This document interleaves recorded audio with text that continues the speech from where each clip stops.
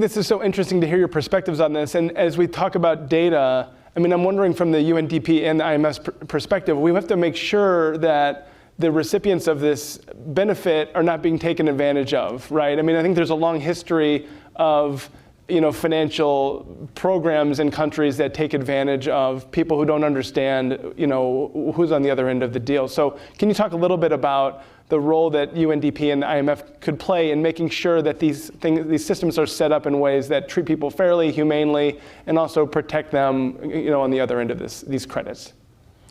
Well, innovation is, naturally always going to run ahead of regulation, right, and the legal frameworks that we have. That's naturally the case.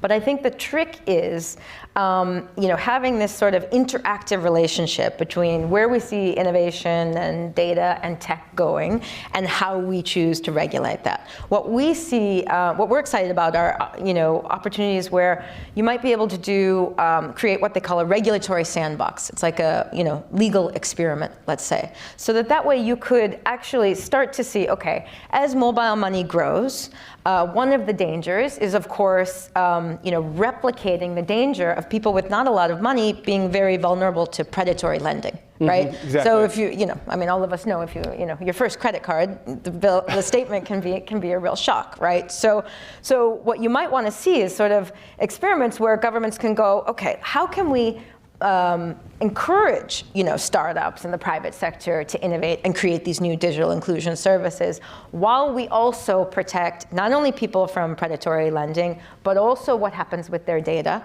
That's sort of the trick, is that the experimentation and the growth and the innovation needs not only to happen in the private sector, but also in the public sector as well.